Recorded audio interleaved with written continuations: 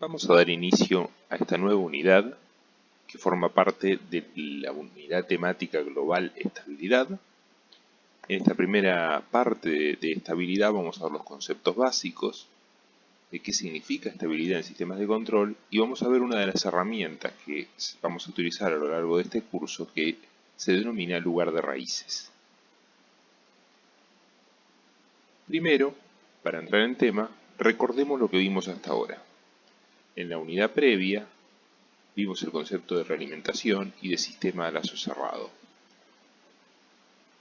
Allí nos encontramos con este diagrama en bloques básico, con el cual nos vamos a encontrar de ahora en más en la materia, que representa un sistema de control realimentado donde hay una planta, GP, una etapa de realimentación, implementada a través de algún tipo de sensor, simbolizada con H, y la etapa de control, compuesta por el restador, que determina la señal de error entre la referencia y la salida real de la planta, y el control en sí mismo. Habíamos dicho que con este esquema, entre otras cosas, podíamos linealizar la ganancia de la planta, si la planta no era justamente lineal. Podíamos insensibilizar el control respecto de las variaciones de modelo de la planta, si el modelo era variable o no estaba bien estimado. Y a su vez, la realimentación nos permitía rechazar o mitigar perturbaciones sobre el proceso provenientes de fuentes externas. Ahora, a lo largo de esta unidad, vamos a trabajar sobre un concepto adicional que es sobre el ajuste de las características de respuesta dinámica. Básicamente, cómo se comporta el sistema de control ante variaciones de la referencia. Para ello vamos a ver algunos ejemplos que nos sirvan para entender qué significa ajuste de la respuesta dinámica. Veamos este ejemplo de un sistema realimentado simple, donde tenemos una planta de primer orden, un circuito RC, un sistema simple con un tanque y una cañería de salida, un sistema térmico. Es uno de los ejemplos más tradicionales. Supongamos que tenemos un controlador que es puramente proporcional, con una ganancia K y una realimentación unitaria. Recordando lo que vimos en la unidad previa, si hacemos la relación, la función de transferencia de lazo cerrado I sobre R, vamos a llegar a una expresión de este tipo. Sabemos que la función de transferencia de lazo cerrado es igual a K por 1 sobre S más 1, todo dividido 1 más K por 1 sobre S más 1. Si acomodamos los términos vamos a llegar a esta expresión de aquí. Luego, si lo que yo quiero saber es cuál es el comportamiento de la salida I, voy a despejar R y voy a asumir la entrada de prueba típica, que es el escalón. Recordemos que un escalón en el tiempo, en el dominio de Laplace, lo vamos a representar como R sobre S, donde R es la amplitud del escalón, en este caso el escalón de referencia.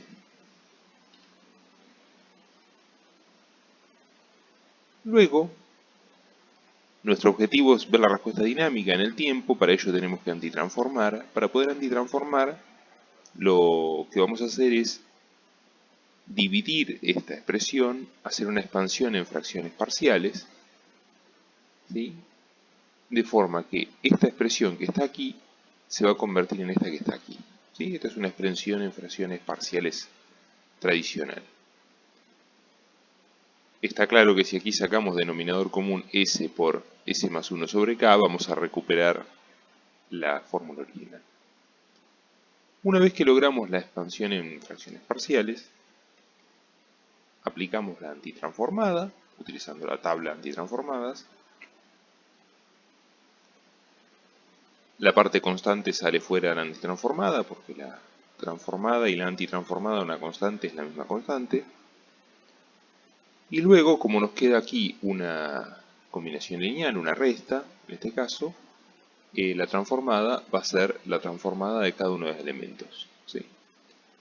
Con lo cual vamos a llegar a esta expresión de aquí. La respuesta temporal ante una entrada R tipo escalón tiene una forma igual a K por R sobre 1 más K, lo cual es todo constante, por 1 menos E a la menos 1 más K por T. ¿Bien? Fijémonos aquí que lo que esperamos ver es una respuesta de tipo exponencial. Cuando T es igual a 0, E a la 0 es 1, 1 menos 1 es 0, tenemos este punto de aquí, y en la medida que T tiende a infinito, el término E a la menos un número que tiende a infinito tiende a 0, por lo tanto todo este paréntesis tiende a 1. Con lo cual, la curva converge a un valor K por R sobre 1 más K. Bien. Aquí podemos identificar en esta gráfica el comportamiento básico. Arranca en 0 para t igual 0 y converge a una constante para tiempo igual a infinito. En el caso de que, como puse en este ejemplo, k es igual a 1, aquí tenderá a un valor r sobre 2, porque si recuerdan de la unidad anterior, en función del valor de la ganancia va a ser el error, ¿sí? Si la realimentación es unitaria, lo que yo espero es que la salida sea igual a R, pero va a depender de la ganancia. Si la ganancia fuera infinitamente grande, aquí me quedaría R, porque quedaría un número muy grande sobre el mismo número más 1, con lo cual el cociente es casi unitario, y la salida tendería a R. En la unidad 3 hubiésemos analizado el error en régimen permanente y hubiésemos visto que el error en régimen permanente tiende a 0. Bien, vamos a ver algunas simulaciones para ver qué ocurre entonces ahora con la variación de ganancia. Veamos el siguiente ejemplo hecho en Octavia Online. Aquí tenemos un programa en el cual definimos una planta de primer orden, la que está en la transparencia, con un polo en 1, y calculamos la transferencia del lazo cerrado como K por GP sobre 1 más K por GP, y aplicamos la función step, con la cual vemos la respuesta al escalón de la transferencia de lazo cerrado. Planteé tres casos diferentes con tres ganancias. Por lo que vimos en las transparencias, la ganancia afecta el error en régimen permanente, pero también afecta el exponente de la exponencial, valga la redundancia. Entonces, al aumentar la ganancia, también vamos a estar variando la constante de tiempo del sistema a lazo cerrado. Veamos la simulación entonces. Aquí tenemos los tres casos representados. El que vimos en la transparencia con ganancia unitaria, que converge a un valor igual a un medio, ¿sí? Suponiendo un escalón unitario. Cuando la ganancia aumenta a 10, el error se reduce a un décimo, ¿sí? Si recuerdan, la amplitud en régimen permanente era k sobre 1 más k, entonces nos queda 10 sobre 11, aproximadamente un décimo el error. Pero aparte de eso, que lo vemos aquí en régimen permanente, lo que ha cambiado mucho es la velocidad, ¿sí? Porque ahora el término exponencial está elevado a un exponente que ya no es k más 1 por t, que era 2t. Ahora es k más 1 por t es 11t, ¿sí? Entonces se ha hecho mucho más rápido. La constante de tiempo es más rápida. Y si ahora nos vamos a una ganancia mayor de 100 veces, vemos por un lado que el error se reduce a un centésimo, básicamente, pero la velocidad nuevamente vuelve a aumentar mucho más, ¿sí? Porque ahora la constante de tiempo del sistema lazo cerrado es 100 veces más rápida que la original. Entonces, aquí ya podemos empezar a ver un comportamiento de que la ganancia no solo me va a afectar el error en régimen permanente como ya sabíamos, sino que además va a afectar la velocidad con que opera ese lazo. A priori, de este ejemplo, lo primero que podemos deducir es que cuanto más ganancia, mejor, porque es más rápido y tiene menos error. Bueno, veamos qué ocurre cuando el lazo de control es un poco más complejo, si es tan bueno aumentar la ganancia. Veamos ahora entonces este otro ejemplo. Aquí tenemos un sistema de primer orden, nuevamente, esta vez con una constante de tiempo un poco mayor, pero nuestro control ya no es un control proporcional, sino que es un control integral.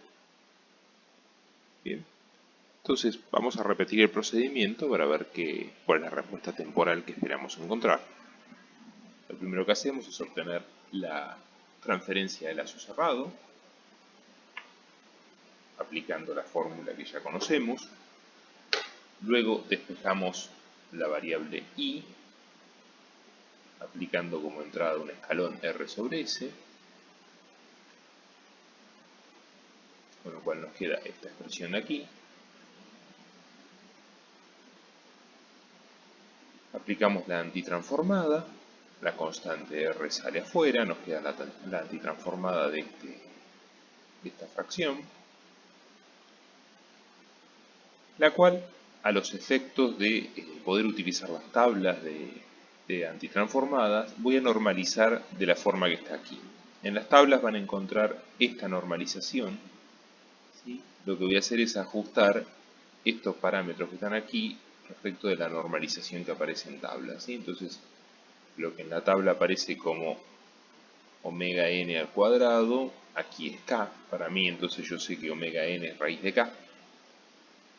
Y lo que en la tabla aparece como 2 psi, luego vamos a ver de qué se trata este coeficiente omega n, para mí acá es 10, ¿sí? Entonces, haciendo un poco de álgebra puedo deducir que psi es 5 sobre raíz de k.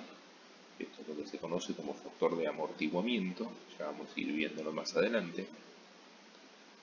Hechas estas correspondencias y utilizando, insisto, la función que está normalizada en tablas, hacemos la antitransformada y obtenemos una respuesta temporal con esta forma. Fíjense que aquí la amplitud de la respuesta es R, ya no está condicionada por la ganancia, lo cual es lógico porque estamos utilizando un controlador integral, por lo tanto esperamos tener error nulo en régimen permanente.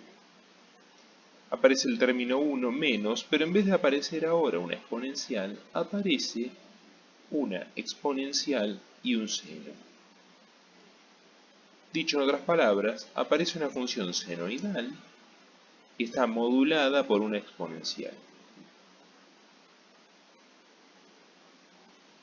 Dentro de esta exponencial, tanto en el omega n como en el factor de amortiguamiento psi, aparece el término de ganancia. Por lo tanto, al variar la ganancia, vamos a estar afectando la velocidad de esta exponencial, su constante de tiempo, y también vamos a estar afectando la fase de esta función senoidal. ¿Cómo luce una función de este tipo? Bueno, básicamente de esta forma. Lo que vamos a tener es algún tipo de respuesta senoidal que está acotada por una exponencial, por arriba y por debajo. Esta exponencial a tiempo infinito o un tiempo prolongado tiende a cero, con lo cual todo este término tiende a extinguirse. Vamos a ver ahora entonces qué ocurre cuando variamos el parámetro k. ¿Qué ocurre con este comportamiento senoidal y con esta exponencial que tenemos aquí? Veamos entonces el ejemplo de la teoría. En el octave, aquí tenemos en esta sección la planta con el controlador integral, aquí está la planta definida, el controlador integral y las distintas ganancias de prueba. Lo mismo que la vez anterior, Generamos GP, GC, la ganancia, la transferencia de lazo cerrado y hacemos la simulación en escalón para los tres casos y luego ploteamos. Vamos a ver qué nos da en este caso.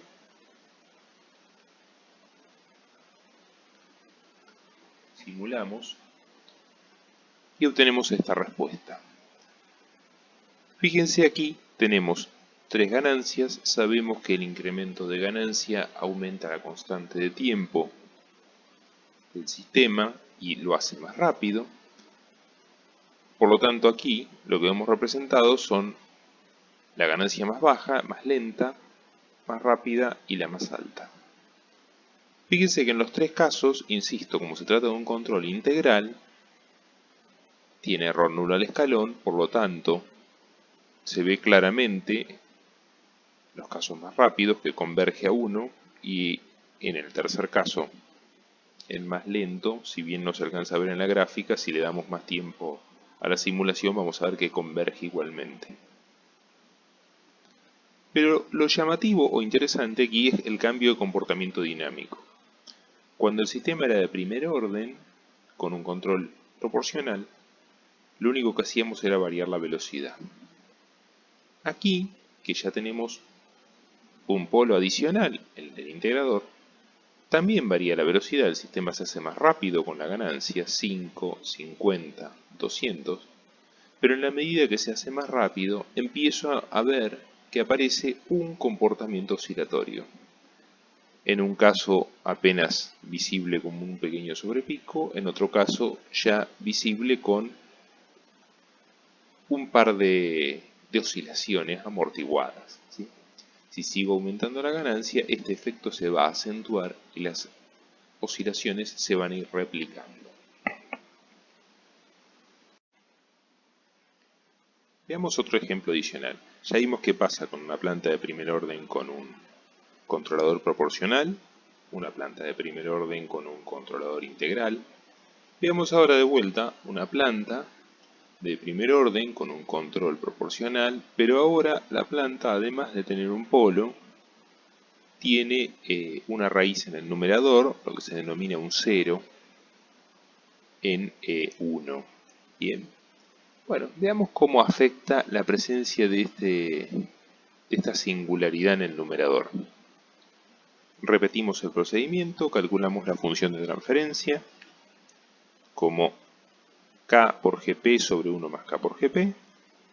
Luego despejamos la salida i y reemplazamos la referencia r como un escalón r sobre s. Haciendo un poco de álgebra llegamos a esta expresión. Luego hacemos la expansión en fracciones parciales de esta expresión, llevándola a esta forma. Fíjense que aquí vuelve a aparecer el término, como no tenemos un integrador, aparece el término kr sobre 1 más k, típico de los sistemas con control proporcional, y toda la expresión que depende de S se puede factorizar de esta forma. Una vez que tenemos estas expresiones en fracciones parciales, aplicamos la antitransformada. Esta fracción que está aquí a su vez se puede dividir en dos. Fíjense que aquí tenemos una fracción que tiene un denominador s por s más algo. Bueno, aquí lo dividimos. Ahora sí aplicamos la antitransformada de cada término. Y llegamos a esta expresión de aquí. Bien. K sobre R sobre 1 más K por 2 por E a la un cociente por T menos 1. Fíjense que aquí, ahora, si empezamos a variar la ganancia, va a ocurrir algo curioso. Si aumentamos K para valores mayores a la unidad,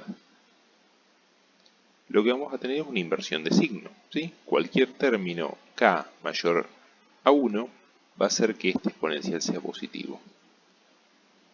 Por lo que, haciendo un análisis a simple vista de esta expresión, podemos ver una exponencial que tiene un exponente positivo, crece indefinidamente. Por lo tanto, para tiempos elevados, tiempos tendiendo a infinito, voy a tener un exponente tendiendo a infinito positivo, por lo tanto toda esta exponencial va a diverger. Y vamos a ver cosas como esta. Veamos entonces la simulación en este caso. Nuevamente venimos al Octave. Tenemos aquí el script, similar a los anteriores.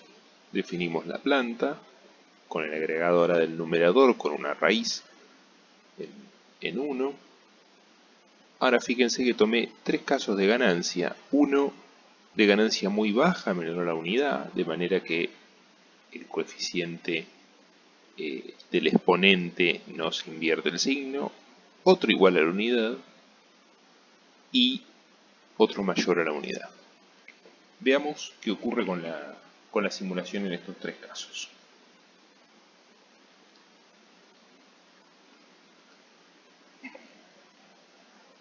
Bien, aquí tenemos los 3 casos. Si bien la escala no permite apreciarlo muy bien, la línea azul que vemos aquí abajo corresponde a la ganancia más baja. Lo que ocurre en este caso es que el sistema es estable, converge a un valor, pero con un error enorme. Fíjense que si aplico un escalón unitario, esta curva azul debería haber convergido hacia 1 de alguna manera.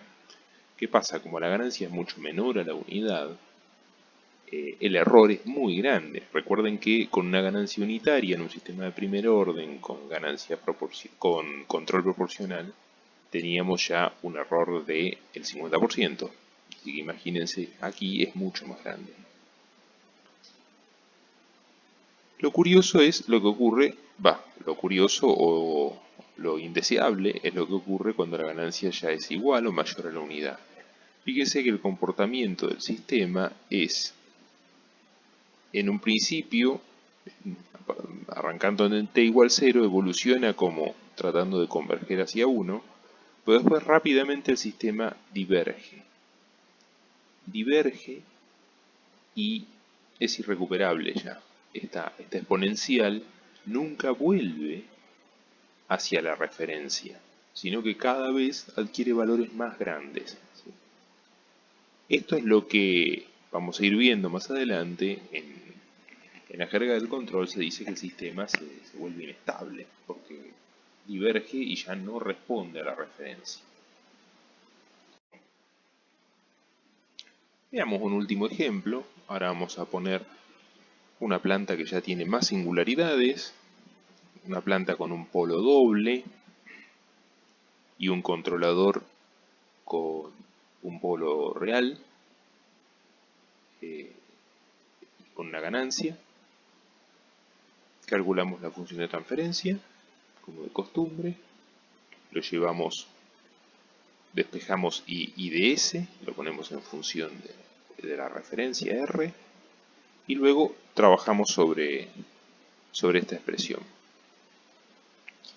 Para hacer esta antitransformada, ya trabajando con tablas se vuelve más complejo. Lo que sí podemos hacer es factorizar esto y convertirlo en un producto de polos simples. Y para hacer eso tenemos que calcular las raíces, las cuales las podemos calcular con un sistema de cálculo, puede ser el mismo Octave, introduciendo estos coeficientes y calculando las raíces utilizando el comando root. También es válido en MATLAB y en algunos otros lenguajes. Y bueno, aquí planteé 3 casos, 3 ganancias diferentes, K1, K50 y K igual 240, y lo que hice fue calcular la ubicación de estos polos, ¿sí? P1, P2 y P3. Lo que puedo ver a priori es que, bueno, tengo un polo en el origen, ¿sí? que viene de aquí. Tengo un polo real que más o menos se mueve un poco. Fíjense que entre la ganancia 1, 50 y 240 vemos que levemente se va corriendo.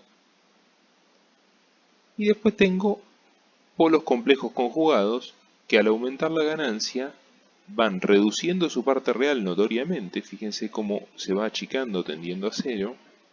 y aumentando la parte imaginaria.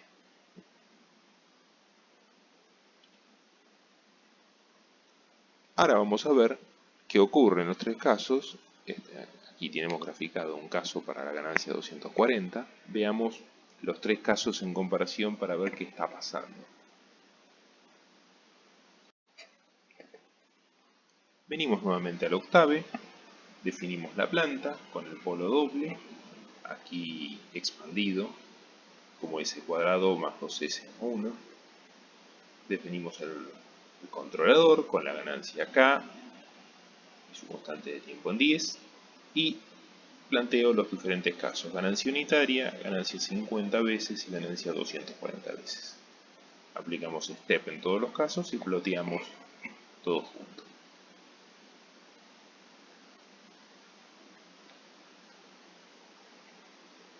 Bien, veamos qué hemos obtenido. Por un lado tenemos que en el caso de la ganancia más baja tenemos una respuesta muy lenta que tiende a estancarse con un error importante. En el caso con una ganancia 50 tenemos que la respuesta ya es bastante más rápida y se acerca un poco más al valor unitario, pero pagando el precio de una leve oscilación, un sobrepaso. Y por último, el caso con ganancia 240, tenemos que el sistema se vuelve oscilatorio. O sea, una vez que aplicamos el escalón, el sistema entra a oscilar en torno aproximadamente a 1, pero no converge, ¿sí? O sea, hemos pasado de tener un sistema lento, sin sobrepaso, a un sistema más rápido, con algo de error y sobrepaso, a un sistema oscilatorio que no converge. Fíjense que este ejemplo, un poco para remate de todos los que les mostré, vemos que la ganancia afecta muchas cosas. Afecta la velocidad, el error y la estabilidad del sistema. Bien. Con todo esto que vimos, vayamos ahora entonces a ver las cuestiones conceptuales que están detrás de lo que ocurre con la variación de ganancia.